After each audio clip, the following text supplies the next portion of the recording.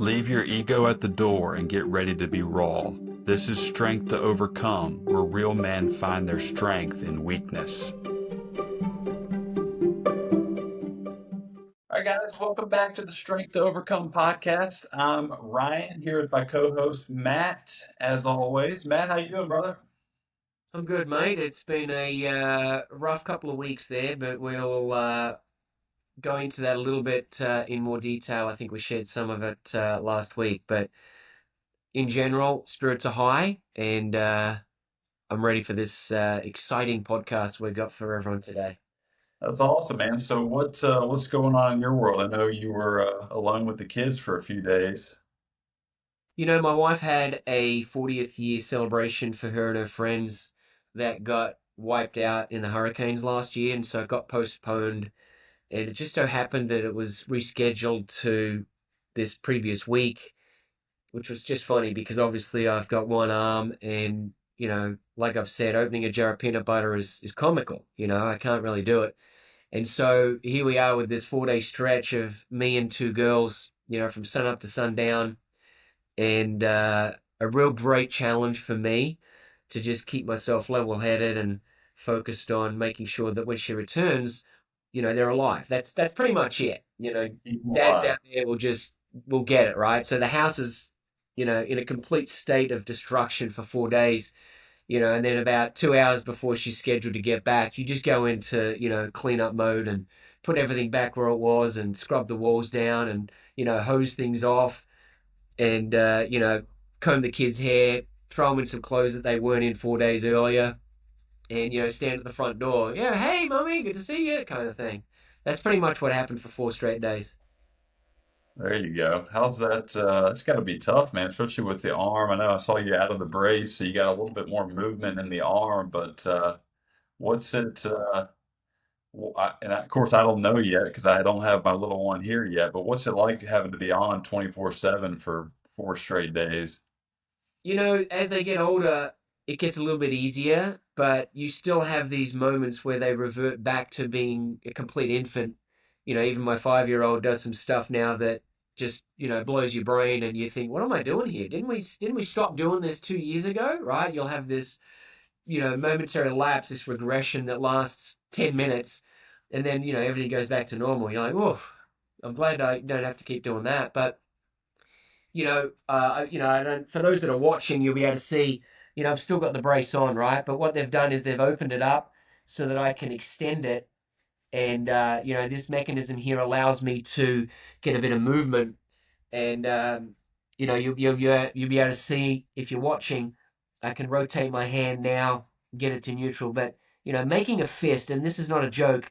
Um, I'm trying to make a fist there as hard as I can, and I can touch that finger together and that one there, but getting the that forefinger and that pinky across is just super painful, really challenging. It hurts in the shoulder. Everything's aching, everything's still inflamed, and that's why they say it's 5 or 6 months. These people out there running around telling stories about being back out there doing their stuff in 6 weeks. They're either on an enormous amount of painkillers, which I don't take, or they've had a different surgery that's not the same as this because this is 5 to 6 months back to full strength. So it's been a real challenge. Sleeping in the brace still just so I don't accidentally do something I'm not meant to has been a real challenge, and so obviously being sleep deprived and having two kids that come in the middle of the night and try and climb on top of the bed uh, has been interesting. It's funny you should ask that because my 5-year-old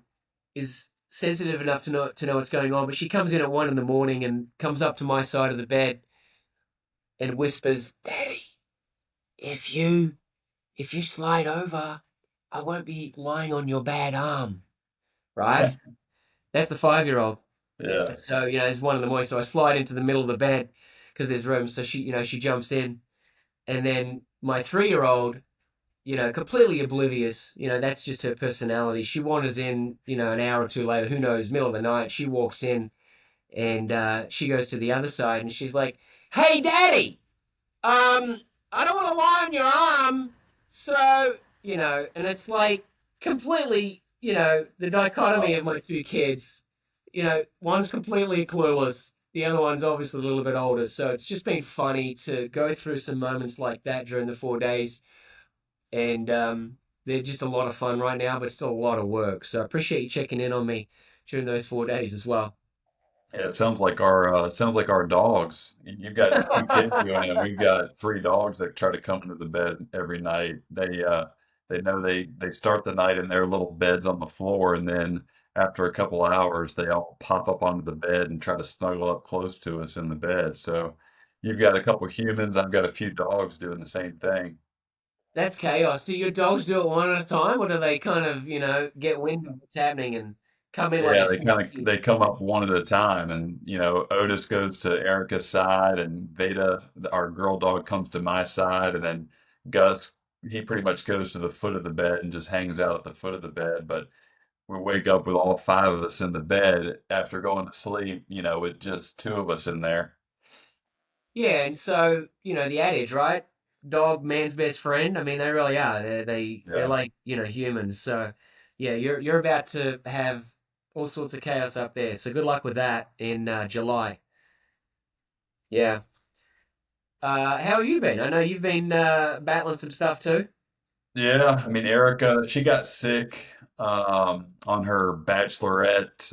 Well, she had a friend's bachelorette weekend up in Nashville, and she came home sick from that. And I lasted about a week, week and a half not getting anything, and then it finally caught up to me, and I went down for the count. And I'm on the mend, but it's been a rough few days of kind of congestion and headache and that sort of thing. I don't know if it's just a common cold or what, but was feeling pretty rough for a day or two there. Luckily, it's starting to get better, so I think we're on the mend. Had a nice shift at the TPC when I really wasn't feeling good at all. I had to go out there for a shift at the golf course at TPC Sawgrass, and it was actually kind of good to get out there and just sweat and be in the sunshine. It kind of made me feel better, really. Well, you know me, mate. I usually run around with nothing but a pair of shorts on and bare feet. So I'm all about sunshine and fresh air. So that's probably dried you out pretty quick.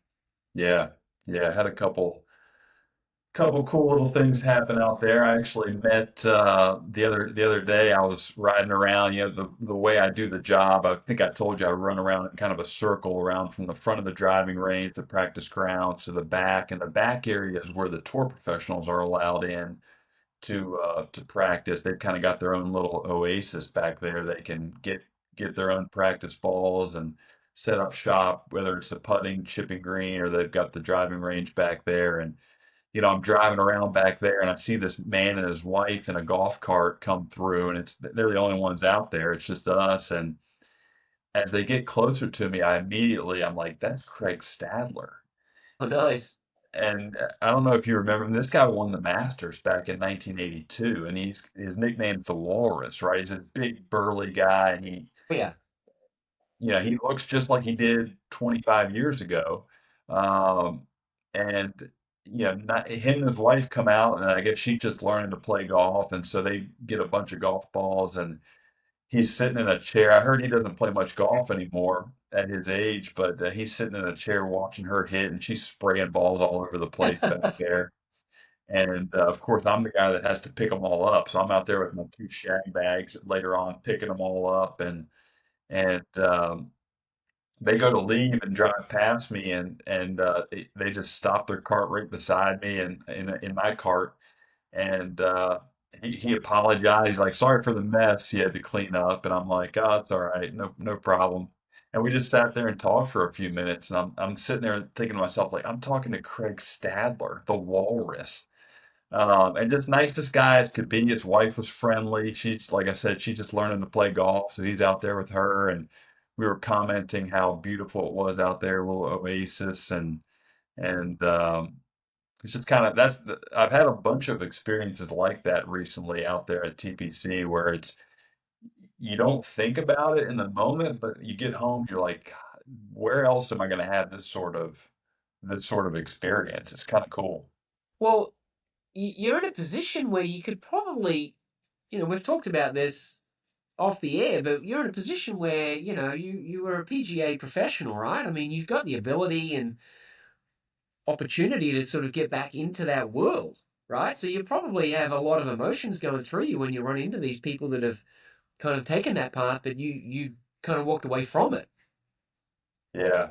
Yeah, I'm kind of I kind of fight with that if they ask me what I did or do and that sort of thing. And oh, well, I was a PGA professional at one point, and I've still got, I'm falling so behind on the trends, being out of the business for 9 or 10 years now, but still have a little bit of that baseline knowledge and can talk golf and it's kind of cool. One of the other acquaintances I've met there, and I'm actually kind of pumped. We're on like a first name basis now, but I don't know if you remember Laura Diaz. She's an LPGA tour player, and I literally grew up watching her on TV. I mean, this was probably early 2000s, right? 2002, 2004, 2005. If you remember Laura Diaz, she was a big Wake Forest player, went out on tour, and she was in the era with Annika Sorenstam and Yeah. Lorena Ochoa, Kari Webb. Yep. Um, I know you remember Kari Webb because she's an Oh yeah. awesome. Absolutely, mate. So Laura Diaz, and so her and her husband are members at TPC now, and she just turned 50. She had her birthday the other day, Wow. and I kind of connected with her because she was out on the driving range one day wearing a Ballyhack hat of all places. Oh, no kid. Yeah, and so I told her I was from Roanoke, and we got to talk. They lived in Winston-Salem for a number of years because they were at Wake Forest, Yep. and now we're on like this first name basis. And the other day I'm out there and I'm like, hey, Laura. And she's like, hey, Ryan. And she's hitting balls. And because she still plays competitively, there's like a senior tour for ladies. It's called I'm going to butcher the name. I forgot what it's not the Champions Tour, but it's called, I think the Legends, maybe the Legends Tour Okay. for ladies. And so she's still grinding a little bit. And she calls me over. I'm picking up bags, picking up tees, whatever on the range, and she's like, "Hey Ryan, will you film this swing for me?" And so she hands Oh, me her wow. cell phone, and I'm like hitting record to film her golf swing so she can send it to her husband. And I'm sitting there like I'm filming Laura Diaz's golf swing in 2025. Like if you had told me 20 years ago, as I'm watching the Golf Channel, watching her play, that you're going to be filming her swing one day on the driving range, like you can't make this up, right? It's incredible. Yeah. I'll have to check out that bio now. That's pretty cool. I didn't realize. Obviously there's a lot of members that you probably haven't even run into out there yet. Maybe they come in at different times of the day, but if you see the right people often enough, then you just get to know them, right? Yeah, yeah. I mean, it's there's a few older names out there that some people don't even remember that are just floating around. They play every day in the men's group, and there's this guy out there called named Bob Dixon, and he was a tour winner from the '60s, and Oh, he's still wow. out there playing with the guys. He's in his 80s now, and things like that. I was rubbing elbows just the other week with Paul Azinger. He came out, Cool. and I there's believe he lives close by here, or he's got a house close by here.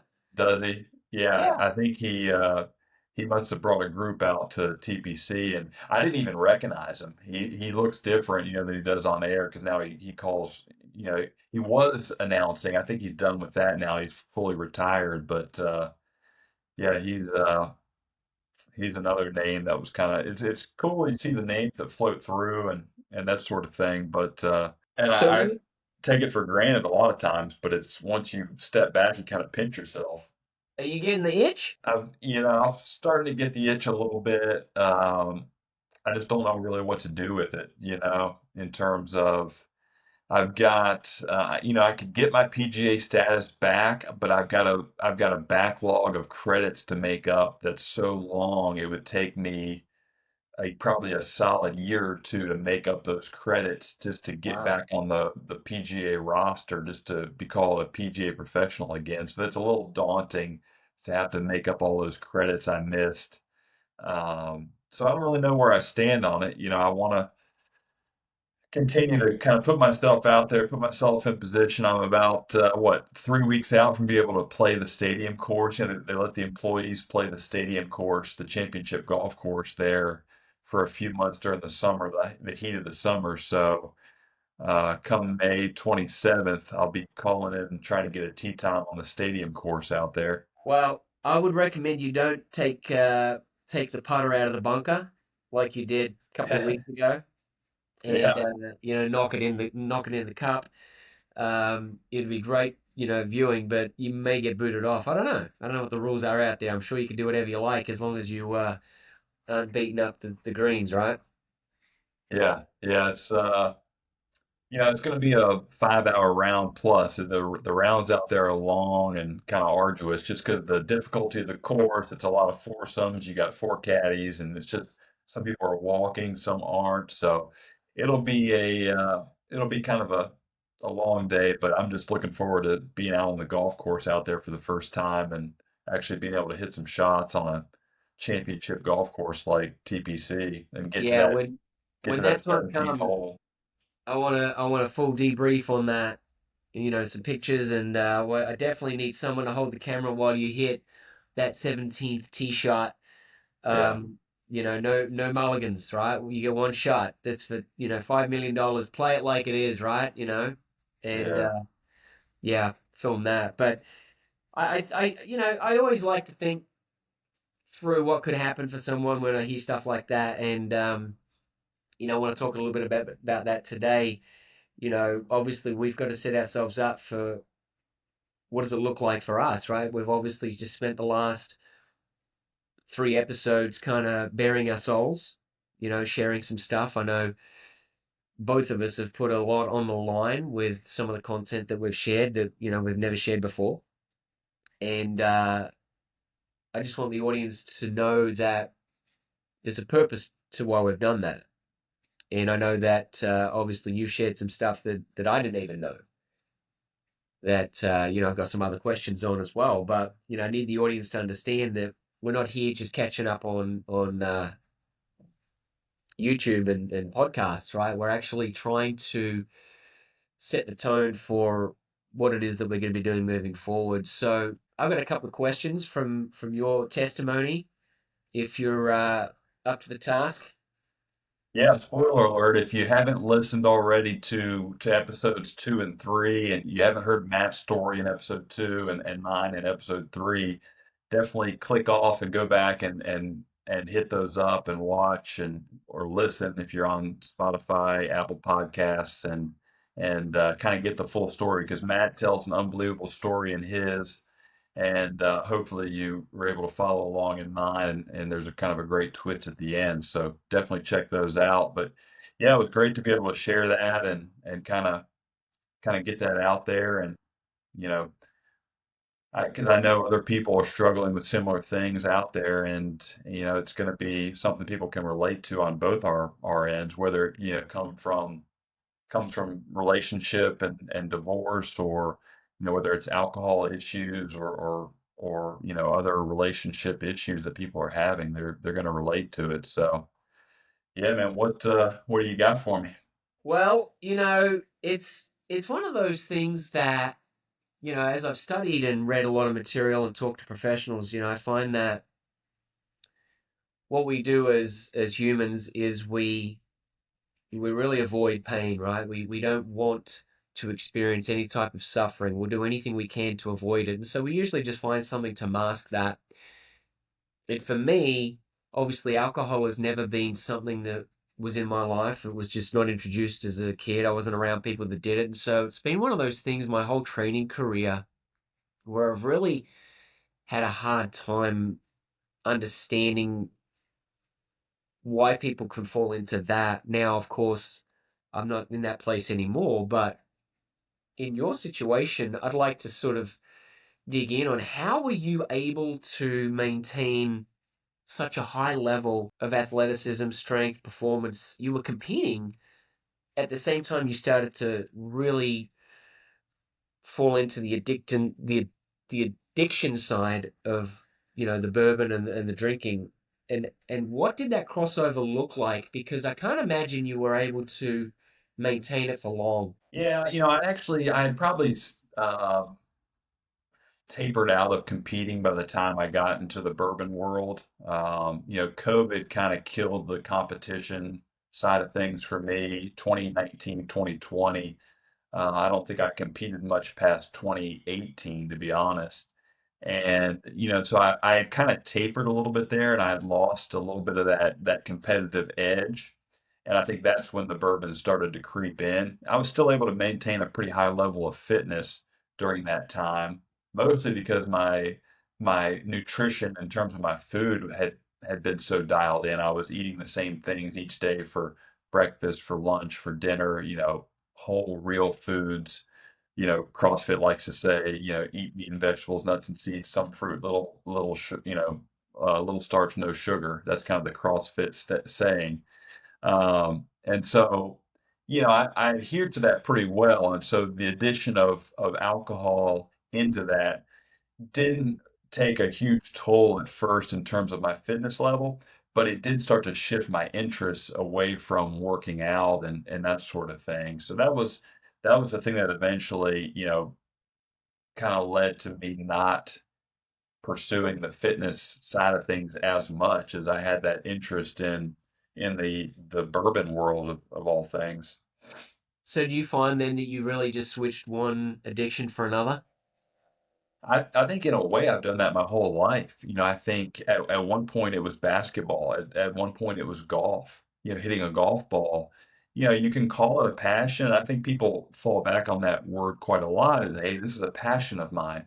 But I think at the same time it can be a passion and it can also be a coping mechanism. Hitting a golf ball and making yourself feel good with a good golf score is a way to forget about the pain you're feeling about your childhood or feel about your relationship or hide something else. And so golf kind of morphed into fitness morphed into alcohol and the bourbon world. And it's almost like I've had a continuing coping mechanism through the years with these things and they've been hidden or they've been written as passions or careers. But in a way they've been coping mechanisms, right? Yeah, so my question now is what's your next coping mechanism, or are you going to develop a routine where you try to find a happy medium? I mean, what's the plan here? Yeah, I think deep down I'm hoping that my next mechanism is fatherhood, but I'm not sure how that's going to go, right? It's like, do I want to rely on my identity as a father to be my next thing in life? And I think that's where a lot of people fall into.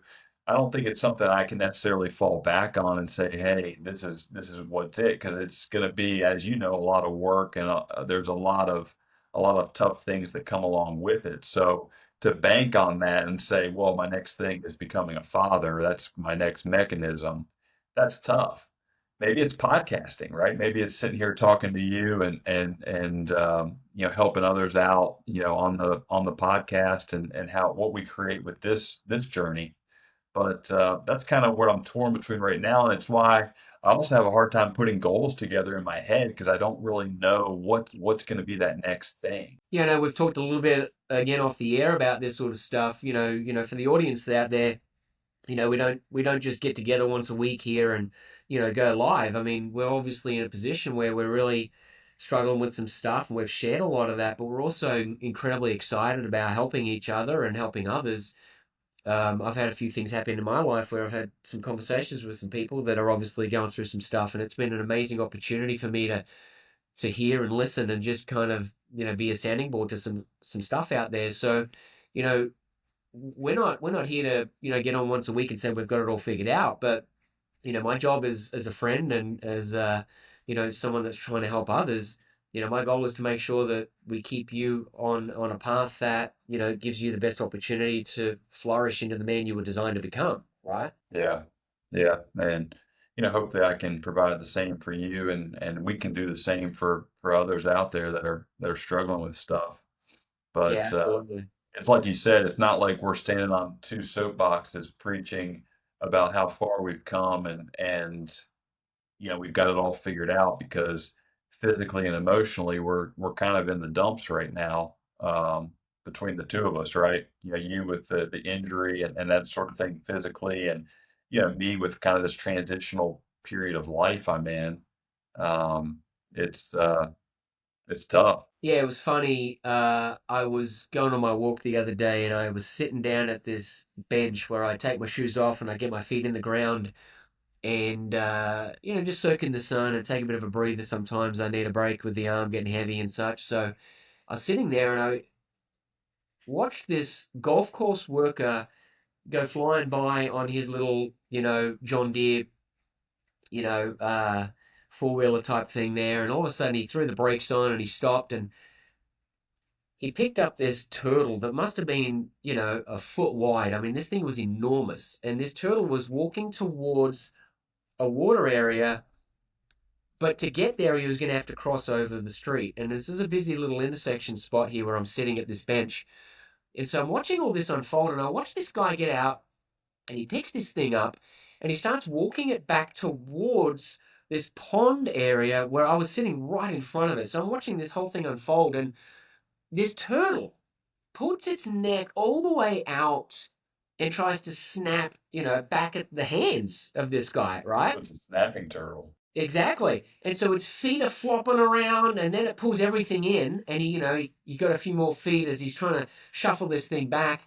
And, then all of a sudden it was almost like it was trying to catch him off guard. Like if I pull in, maybe he'll think I'm gone, right? And so this guy, is waiting for it. Of course, all of a sudden, all its legs pop out and its head comes flying out and it tries to snap him to the other side, right? And so I'm watching this unfold, and this poor guy is trying to just basically make sure that this turtle gets across the street because.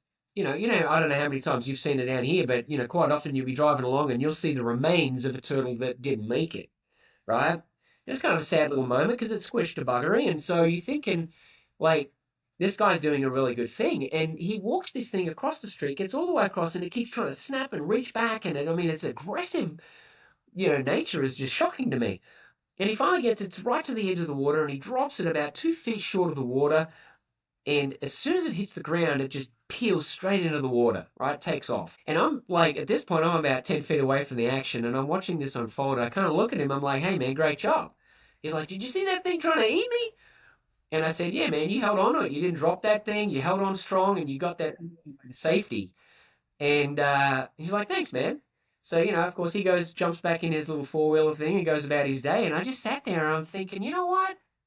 This is such a life lesson right here. I I'm watching this turtle basically have its life saved, more than likely, and all it was doing was bucking and weaving and trying to bite the hand of this guy that was trying to help it. And in the end, I sat there and I'm like, the turtle didn't even stop, look around at this guy and say, thank you. It didn't acknowledge, hey, you just saved my life. It didn't pause at all. As soon as it hit the ground, it took off. And not only that, the worker didn't stop. Now, I just happened to be there, so I had a conversation with him, but he didn't stop and wait for a thank you. He didn't stop and look for any kind of acknowledgement. He just, turned around and went about his day. And I thought, wow, thank you. The Almighty always gives me these little moments, right? I'm sitting there early in the morning watching this unfold, and I thought to myself, this question came across me. Like I've told in some of my other stories, I don't hear a voice, but I have a thought. And the thought to me was, Matthew, are you the golf course worker or are you the turtle? And I spent the rest of my walk back really processing that thought because I think a lot of the time I've been the turtle, snapping at help that's come my way, being too proud to accept assistance, being ungrateful when I've had it, not acknowledging, not having gratitude, just being full of, I did it, I made it, I worked my ass off to get to this point, and getting on to the next big thing, right? And I've spent a lot of my life having to now go back and give thanks to those that have helped me and ask for some forgiveness on some things that I've probably just been too proud to acknowledge. And so my question would be, I'd pose it to you, obviously I'm going to put you on the spot here, but are you the golf course worker that's out there saving turtles, or have you been the turtle, or have you been both? I've probably been the turtle myself. It's that's a pretty cool story.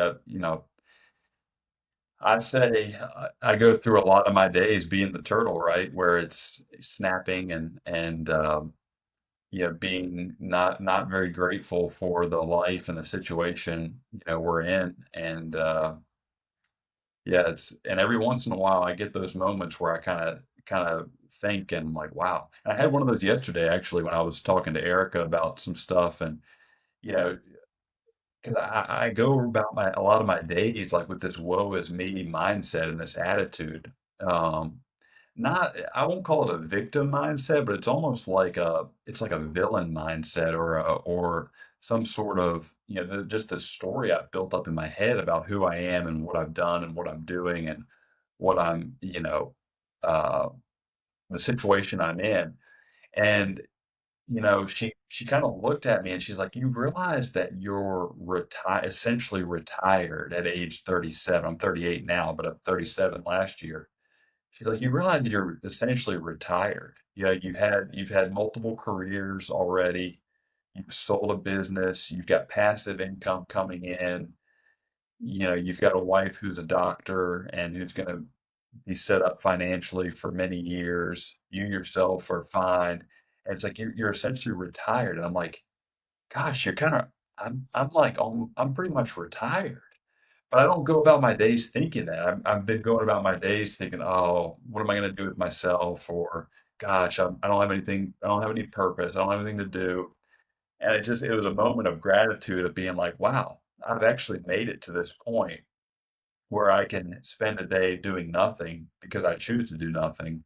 And I found myself in that moment. I was still trying to be the turtle, right, snapping at the situation, but it was just a kind of a moment of reflection and gratitude and kind of just a sigh of relief, like, wow, okay. That's cool that it all tied in together because I hadn't told you that story, and I see now that, simultaneously you're going through your own moment, but now you can kind of put it to a story where you realize, hey, life is pretty good. I'm being saved right now. Things are actually falling into place. Someone's carrying me to safety, and having a heart of gratitude, I think, is something that I really want to pour into this podcast and make sure that it's part of every episode we put out there because in a blink of an eye, things can change. I just yesterday heard a story of a friend that had had an accident, was in hospital. And I won't share the details because obviously that's their story, but in the blink of an eye, things have changed for this person. A good friend of mine. And my heart just sank because I thought, wow, the minute we think we've got it all figured out, there's something that can happen and it can all be taken away. And I often tell people this that, a long time ago, I was told by some really smart people that have achieved a lot, and they said, listen, if you want to know where you're going to be in 5 years, look at the books you're reading and the people that you're hanging out with. And there's more often than not some truth to that if you hang around with a bunch of people that are out running around late at night drinking and boozing and doing drugs and stealing stuff and causing mischief in the neighborhood, right? I mean, you're going to run around that life. Eventually you're probably going to end up spending a day in a concrete hotel or something, right? I mean, there's going to be you're going to get caught kind of thing, right? And the times that you have where you get spare time, and I know this might relate to you a lot, but where you get spare time in your day, what you choose to pick up to read is an important moment in your day because you can either choose to pick something up that's going to equip you, and in your case, hey, a book about becoming a dad or how to recover from neck surgery or how to be a brilliant podcaster, right? You could pick up material that fuels some things that would benefit you, or you could pick up garbage that at the end of the hour, you're actually fueling your mind with things that create fear, negativity, pride, everything we're working to eliminate. And so I've always carried that with me for the last couple of decades.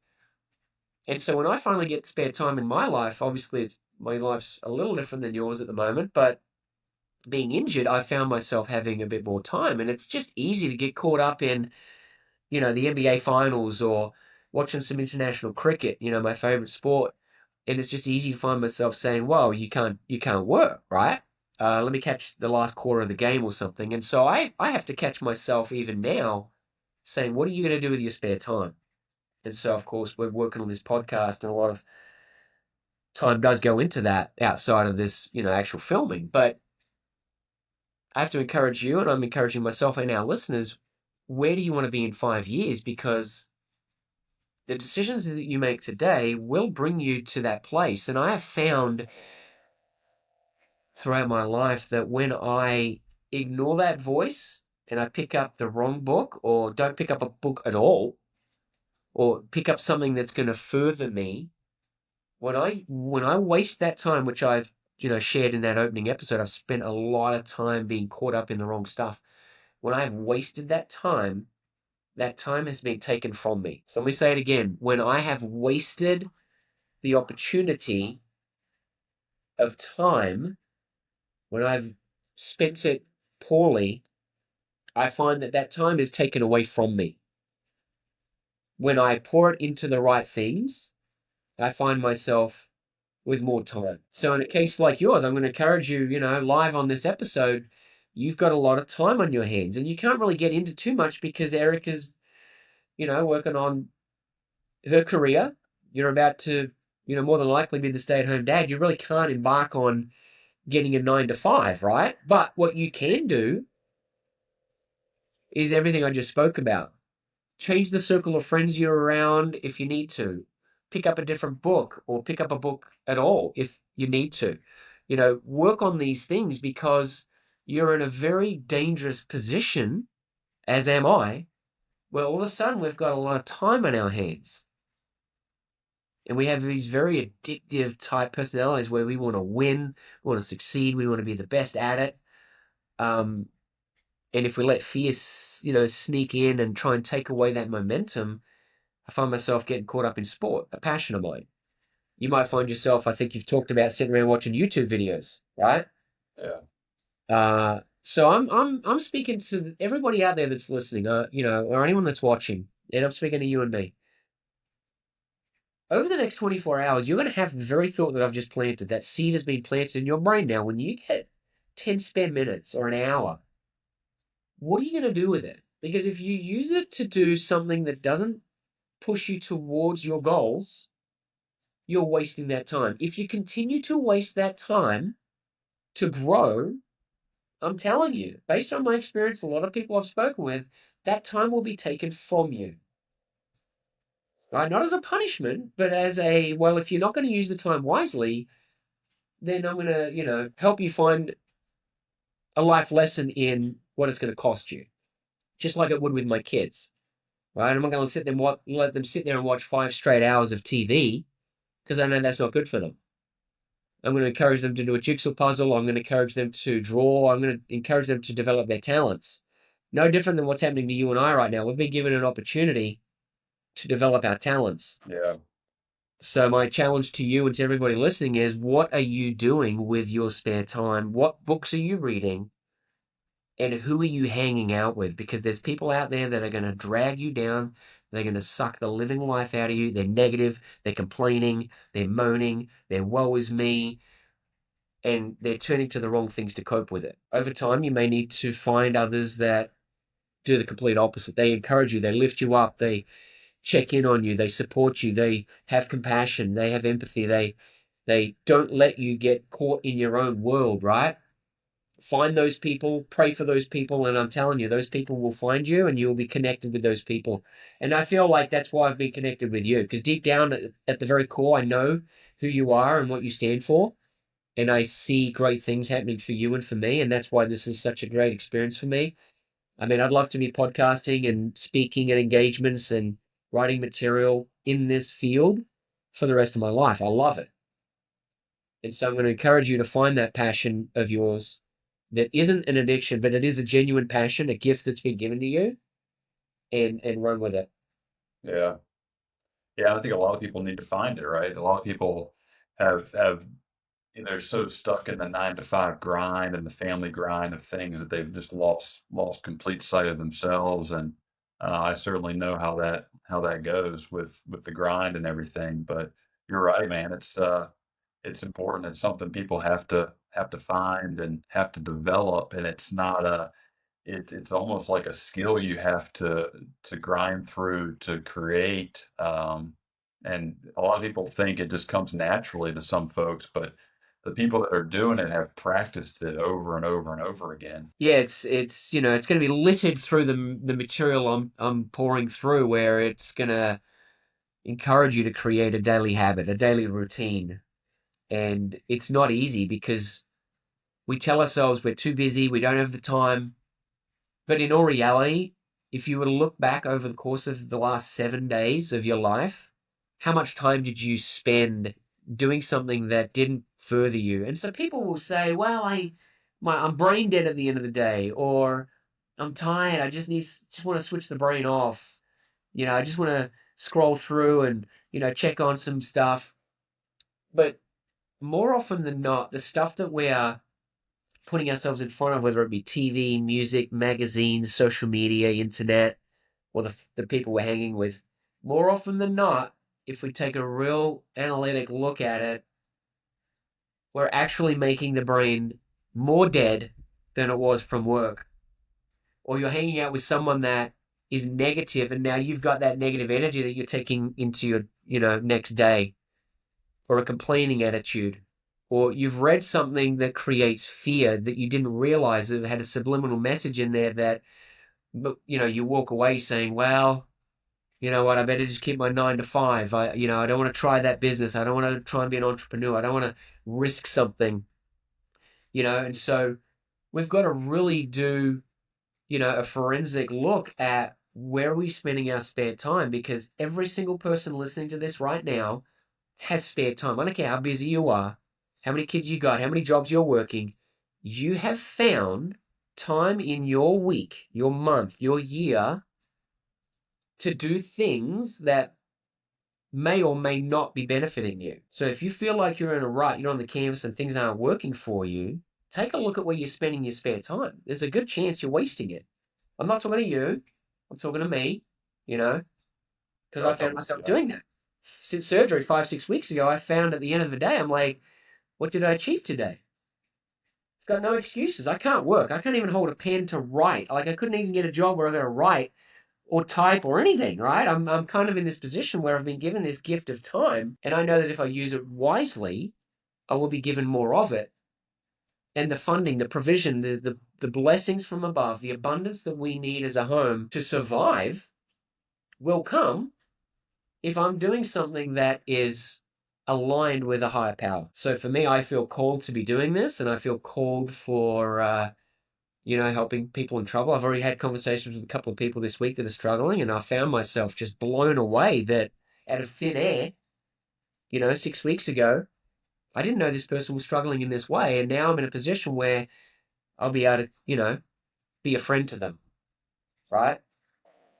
And I like how it's not a position, we're not taking the position of an expert and a guru, right? It's yeah, and that's one of the reasons I think we both shared our stories over the last couple of weeks to really put ourselves in a light that hey, we're not standing up on a box and preaching and I think a lot of my past has done that, whether it's been as a PGA pro or a fitness coach, a gym owner, I've kind of stood up on that podium and preached when I had all these other things, these problems going on. And so we're kind of starting out a new journey in a way of, hey, this is where we've been, this is where we are now. We're struggling in these aspects, but we can still help people from that standpoint. And I think it's even a more powerful position to be in than trying to paint ourselves as the expert. Yeah, no doubt. And when I think about that turtle, and another story that I'm going to read here from a book I read, when I go through this material and I see things that unfold, and I run into people on the street, which just keeps happening to me, I realize that when you put yourself out there and you're open to it, the right people are going to come, the right opportunities, right? They always say, right, I'm going to, the harder I work, the luckier I get. You've heard people say that phrase. I think that might have been Sam Snead who first said I, that. He I, could have been a golfer. I don't I know if think he took it from someone, but he was one of the ones that said that back in the day. I believe so because it's funny they talk about that. I think they talked about that at the Masters just gone, where but that happens in every walk of life, right? So for you and I and anybody listening, right, when you've got downtime, spare time, what are you using it to do? Develop something, right? It's your opportunity to develop a skill, learn a language, be helpful to someone, right? Um, but I've got this little story. It's part of. Have you read Stephen Covey's The Seven Habits. The Seven Habits? Yeah, have you read that? It's been a long time. It's been probably 15 years or something, but I did read through it, back in the day. I was on my walk this morning and I just felt impressed. This story's always stuck with me. I'm just gonna read it. I'm not obviously taking credit for it. It's in his book, but um, it goes like this. So the captain remained on the bridge, keeping an eye on all activities. Shortly after dark, the lookout on the wing of the bridge reported, "Light, bearing on the starboard bow." "Is it steady or moving astern?" the captain called out.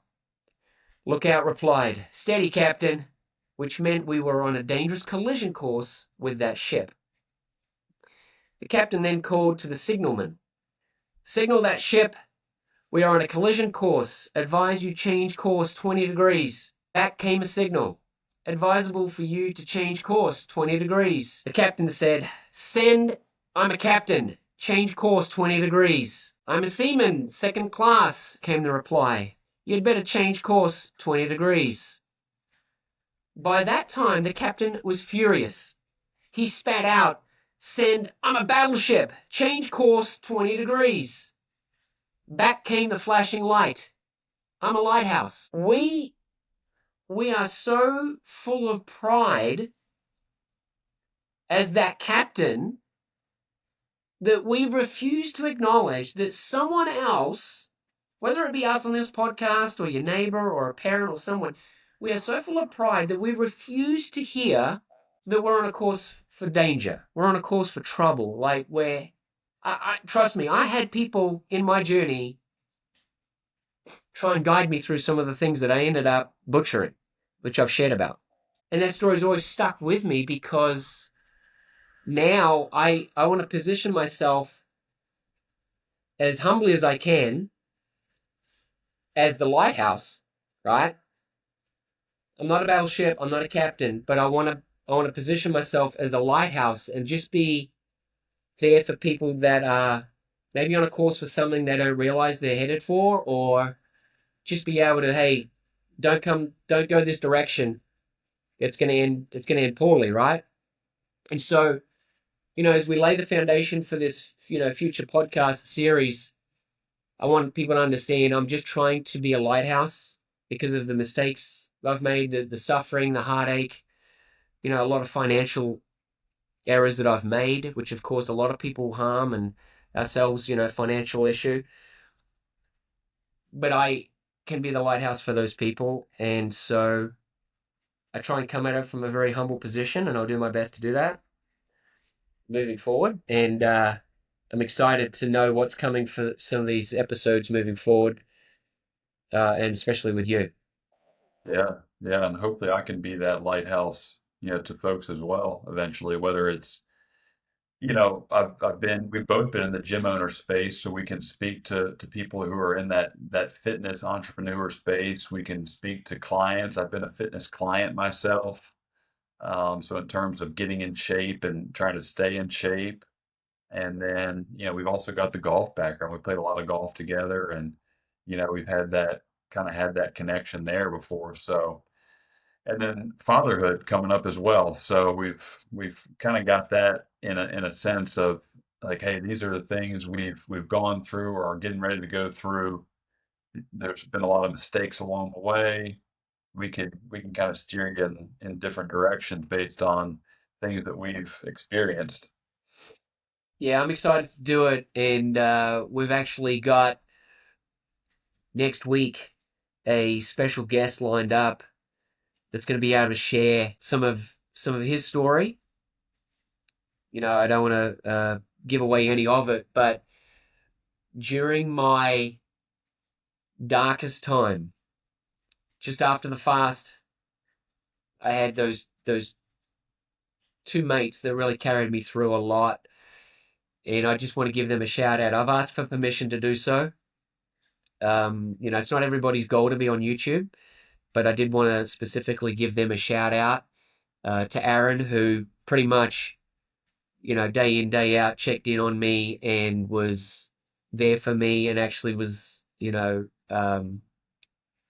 kind enough to come out when I was in Northern California and spend that time with me. And times were pretty rough and pretty dark there. And he came out and spent some time with me just to get me through. And he was, instrumental in,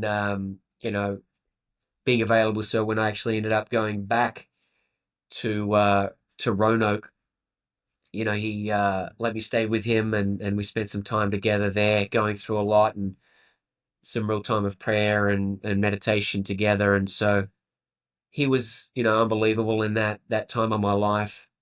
And the other time was, um, a buddy of mine who literally carried me through at times. His name is Jamal.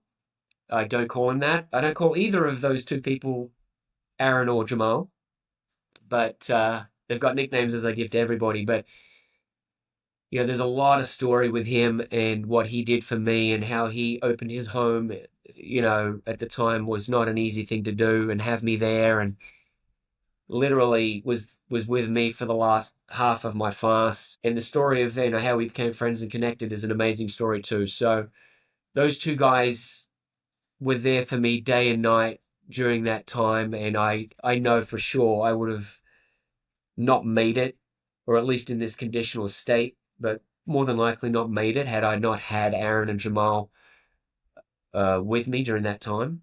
And I'm very pumped, very excited. I'm honored, and I'm very grateful to know that next week one of those guys is going to be on as our guest, sharing some of their journeys, maybe a few anecdotes of our times together, but going to be an amazing story to hear from them. So I'm excited for you to be a part of that next week. So, uh, yeah, thanks to those two guys, and one of them's with us next week.